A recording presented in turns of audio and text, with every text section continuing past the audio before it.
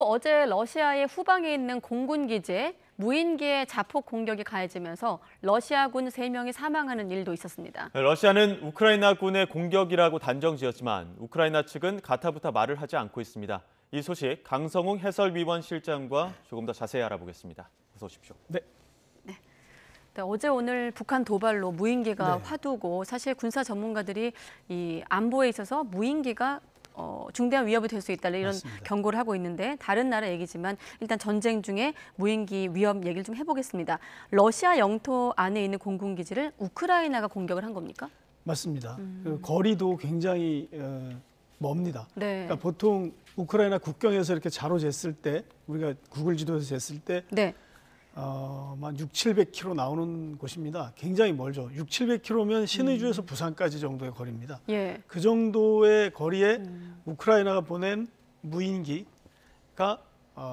비행장에 가서 폭격을 했다는 거죠.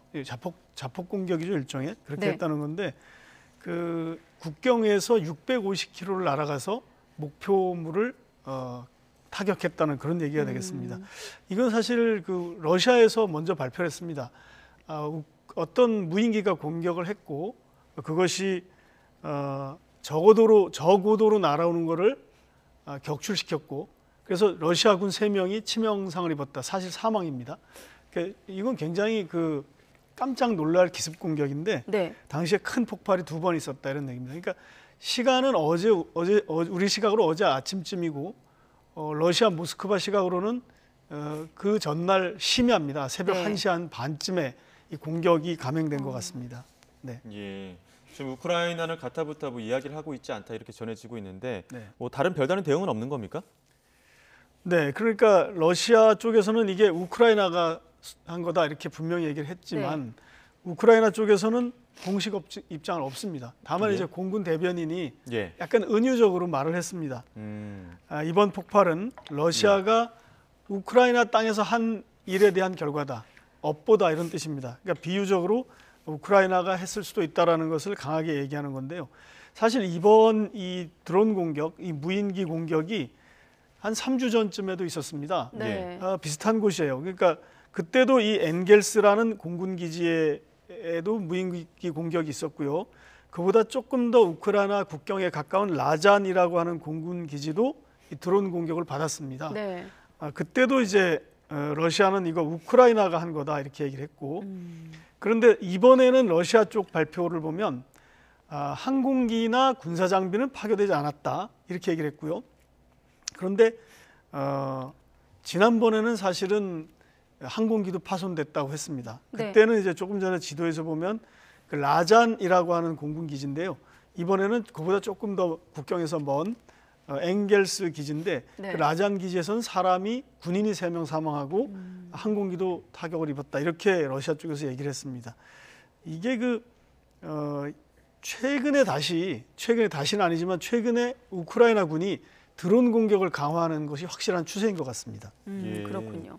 확실한 추세인데 왜 특히 러시아 후방에 아까 보니까 지도 보니까 러시아 후방의 비행장들인데 이걸 노리는 또 이유가 있을까요 따로?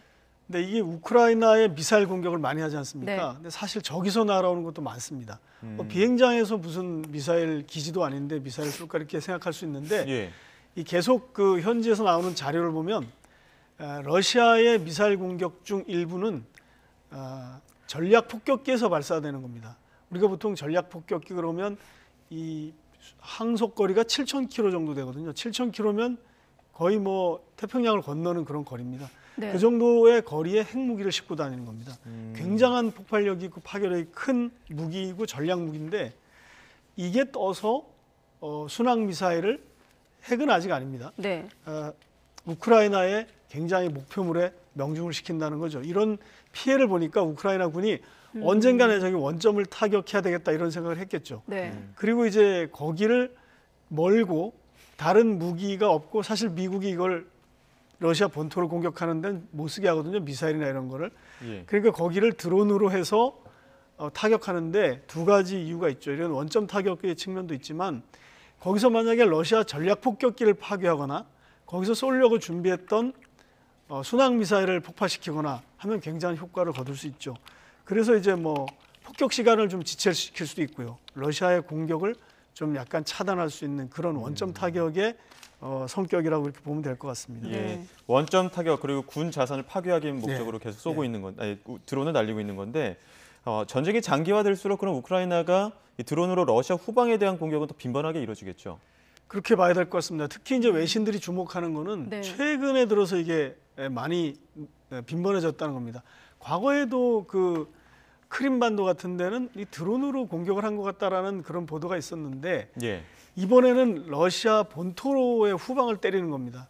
그런데 이 횟수가 이제 좀 늘어나는 건데요. 아까 말씀드렸듯이 12월 5일도 있었고 7일도 있었다 그러고요. 이번에 이제 한 20일 만에 다시 지난번에 했던 데를 또 공격하고 러시아로서는 굉장히 아픈 곳을 어떻게 보면 급습을 당한 거죠. 예. 그렇습니다. 그리고 이게 이제 현재 이 우크라이나가 지금 왜 이 시점에 하느냐 보면 네. 그동안 이제 10개월 동안 전쟁이 계속되는데 계속 공격만 받지 않았습니까? 예. 근데 이제 나름대로 준비를 한 겁니다.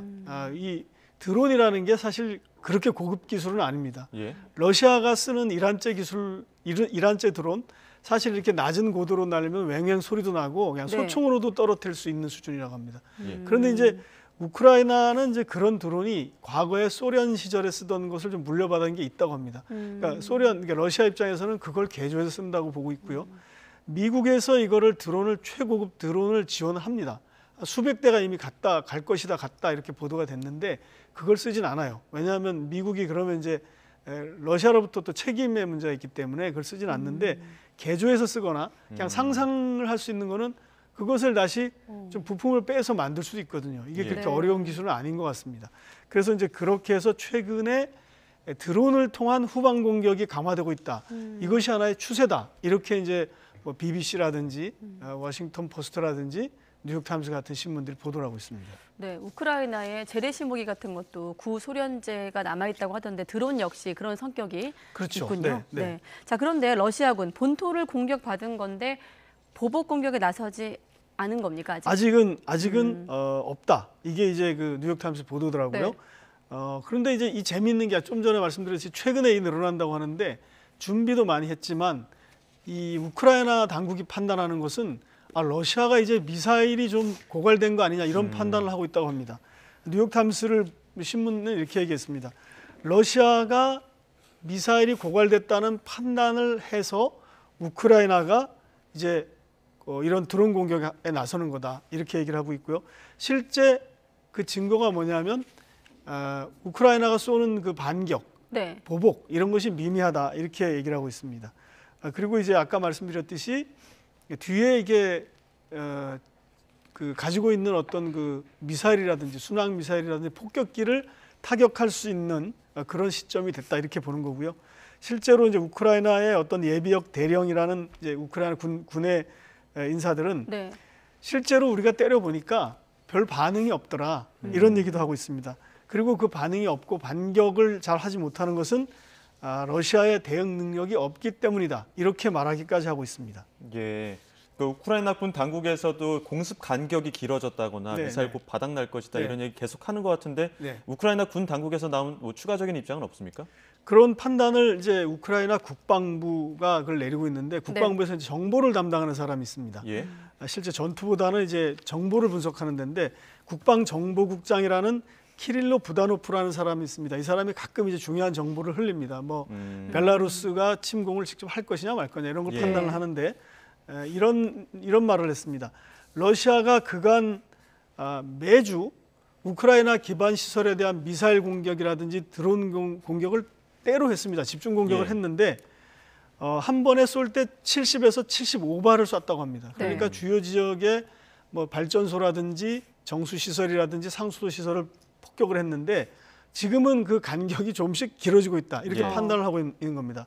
그래서 미사일이 굉장히 모자라는 게 맞는 것 같고 이 미사일이 이렇게 가면 곧 바닥날 수도 있다. 이렇게 예측을 하고 있습니다.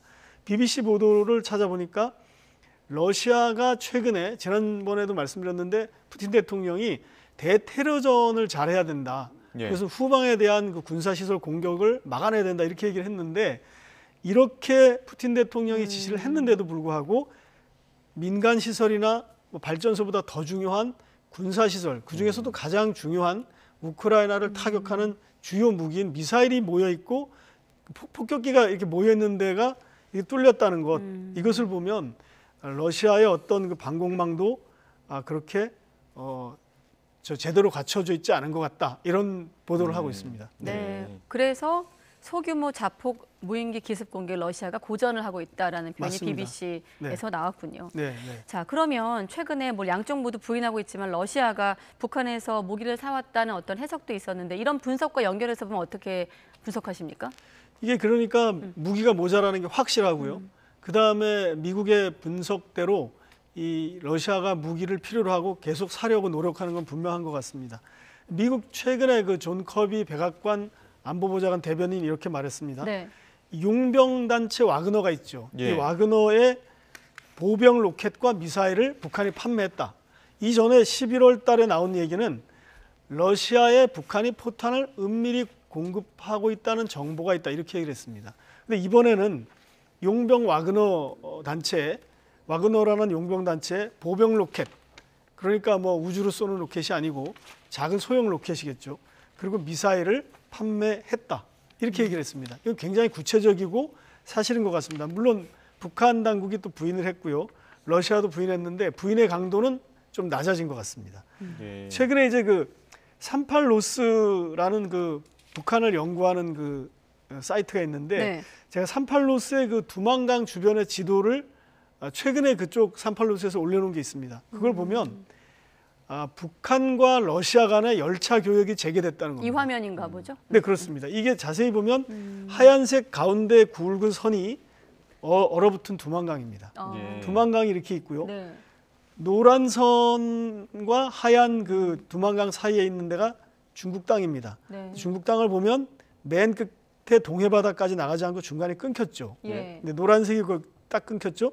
그 바깥은 러시아 땅입니다. 예. 그 러시아 땅 바깥에 있는 러시아 땅에서 보면 다리가 하나 있습니다. 예. 저게 두만강 철교입니다. 네, 두만강 철교를 넘어가면 바로 러시아 땅이고 하산역에 있는데 그 두만강 그 얼어붙은 두만강 그 아래쪽에 보면 거기에 두만강 역이 있습니다. 말하자면 러시아로 가는 저기 동그랗게 네모 표시되어 있는 데가 이제 두만강 역인데요. 거기서 네. 물건을 싣는 거예요. 아. 물론 다른 데서 실어서 올 수도 있습니다. 그러니까 저기서 최근에 러시아와 북한의 교역이 늘어났다. 그리고 잘 알려지지 않는 저런 모습으로 국경 근처에서. 맞습니다. 네. 거기 넘으면 바로 국경입니다. 이 사진은 2019년에 찍은 사진인데요. 여기서 이제 그 중국 쪽 전망대에서 본 두만강 철교입니다. 아까 말씀하신 철교. 그렇습니다. 예. 철교인데 기차가 그때는 지나갔습니다. 근데 이제 코로나가 되면서 북한이 국경을 봉쇄하면서 지나가지 않았는데 이게 다시 지나간다는 뜻입니다. 예. 그러니까 저는 이게 육로로 무기를 실어날 가능성이 높고 네. 간다면 저 길밖에 없기 때문에 저기에서 교역이 재개됐다. 그럼 무기일 가능성이 굉장히 높고요. 예. 아까처럼 이제 새벽에 저걸 가지고 나가면 인공위성으로도 포착하기 좀 어렵지 않을까 그런 생각이 듭니다. 예, 네. 그 용병단체 와그너 무기거래설이 나오고 있는 와그너 다시 한번 짚어봐야 될 것 같은데 푸틴은 민간단체라고 주장을 하고 있는데 네. 좀 외부에서 보기에는 푸틴의 사병 조직이다 이런 이야기까지 나오지 않습니까? 맞습니다. 이게 이제 미국에서 러시아 정부에 파는 게 아니라 민간단체라고 주장하는 와그너가 무기를 사갔다 이러니까 얘기가 좀 달라지는데요. 예. 그러면 와그너는 지금 우크라이나 침공에 어떤 역할을 하고 있느냐? 미국에서 판단하고 있는 건 이겁니다. 전체 5만 명이 여기 투입됐다는 겁니다. 그중에 10,000명은 이게 용병단체니까 계약에 의해서 자원을 한 사람이고요. 그 다음에 4만 명은 러시아 교도소의 죄수들을 투입한 것이다. 그렇게 해서 이 사람들이 지금 사람들은 갔는데 무기가 부족하니까 네. 전 세계에서 무기를 찾고 있다 이렇게 얘기를 했고요. 푸틴이 이제 이걸 민간단체라고 주장하는데 이 와그너가 이제 보통 집단은 아닌 게 지금 중앙아프리카 공화국이라고 아프리카에 있는 저개발 국가가 있습니다. 거기에는 이 러시아 용병단체가 들어가서 대부분의 국토를 장악하다시피 한 상태입니다. 그러니까 이 오만의 무장력이라는 것은 웬만한 국가의 전체 군사력하고 맞먹는 겁니다. 사실 네. 우크라이나 전에 참전을 한 와그너 집단. 그렇기 때문에 이게 와그너가 무기를 사갔을 가능성 굉장히 높은 거죠. 네. 예. 네, 알겠습니다. 또 푸틴 대통령이 시진핑 주석과 곧 대화에 나선다고 하니까 또 국면이 좀 달라질 수 있을지 함께 지켜보기로 하겠습니다. 오늘은 여기까지 듣겠습니다. 강성웅 해설위원 실장과 함께했습니다. 고맙습니다. 네.